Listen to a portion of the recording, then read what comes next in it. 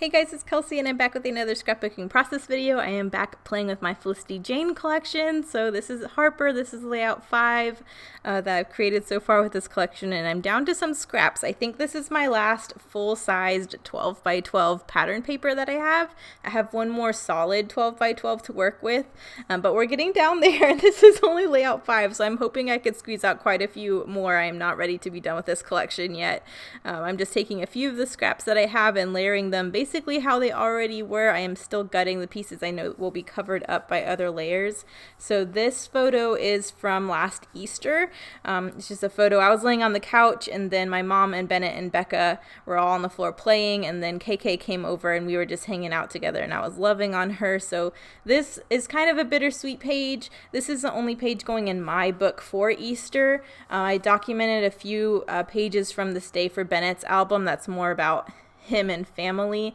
This photo was going to go into his album, but I don't know, some of you may know we actually lost this dog. Her name is KayKay this past year to cancer, and this is the last photo I ended up having of her, so I decided I would pull it and put it in my album for Easter so I can document her. So it is documenting Easter, but it's more about her. I wanted to make sure I could get a page dedicated to her without it being super heavy, and that since this is the last photo I have from her from Easter, it's kind of knocking both of those out in one page. So I am going to gut the big piece of plaid that's going to be covered up by those layers so I can save those for another page. And then I really like how the layers were already laying down before, so I'm going to go ahead and glue them down how they are.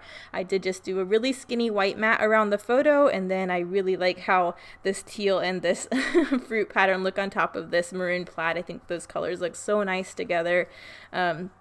But yeah, I'm gonna try and get through this process video without tearing up. It's been a good couple months since she's passed, but we do have some paw prints from. I work at a veterinary hospital, so my friends did get some paw prints for me that day. So I definitely want to make sure I get one of her paw prints on this page. So KayKay, she was a rescue. We got her when she was 8 years old. Actually, it was from a previous animal hospital I used to work with. One of my coworkers' family members had passed away and had a lot of dogs, and all of them had found homes except for KayKay. And I guess the people who were fostering her couldn't keep her anymore, so she ended up in the pound, and she ended up on the kill list. So she only had a couple days left when my friend was like, "Do you know anyone who can take her?" Her family member had actually rescued her when she was a puppy. She was chained up outside without food or water for days, and abuse and neglect were obvious. So she ended up cutting through their chain link fence and stealing KayKay. And she'd had her for 6 or 7 years until she had passed away. So we snatched her up. She's been such a great dog, and we're really glad we could save her. We had her for 8 years, so she was 16 when we lost her. And she had a life's worth of stuff. I mean, she was like 10 when she had colon cancer, and the veterinarian was able to completely remove it, which usually is a really poor prognosis and a really aggressive cancer, and it never came back.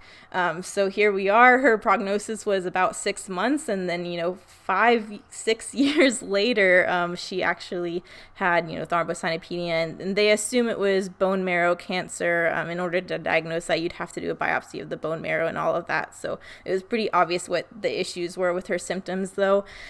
So we didn't go down that route, but she was a happy girl to the end, and she was such a great dog, and we love her. So we do miss her, and I definitely wanted to make sure I got a page documenting her.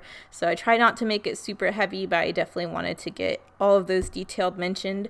I did take a pocket card that had some leaves from this collection and fussy cut them, so I did a little cluster next to her cute little paw print. This collection comes with some frames, and one of them fit her paw print in it perfect. So I did just put the paw print in the frame, and then I did a little leaf cluster to the left hand side. And now I am taking my awesome notebook border punch and punching some vellum. Again, I have really enjoyed this punch, how it looks with vellum, and I think vellum looks so nice with Felicity Jane too. It just emphasizes the lightness and the airiness of the collection, so it's such a soft detail. I really wanted to make sure to get that on there too. So that's going to be a detail on the right side of these layers. I did just take a little label that says thankful for and popped it up on some foam, so that went down the paw print as well. Like I said, it's documenting Easter, but mostly KayKay, so thankful for you was definitely an accurate sentiment since it's about KayKay. And then I wanted a little cluster up at the top with the title, so I did take this cute little doily that I have from Ronnie. I'm going to put that up there. I also have this die cut of Remember, but I ended up taking that off. But I did want a little something for my title to sit on, so I'm just titling this Easter. I probably would have titled it KayKay if I had the letters, but I was out of Y's and I really wanted to use these gold puffy letters that come in this collection, so I titled it Easter, and then I decided in the journaling I would just talk about KayKay. So I have the date in those alphas as well, so this was this past Easter, so that way the gold is across the page and I really like that detail. But right now I'm just taking my Stampin' Write marker. This one is in the color Not Quite Navy, which is a really nice dark teal-y navy. So that teal hint that's in it really looks good with the solid paper that's in this collection. So I did just use a ruler to draw my lines, and now I'm going to do my journaling.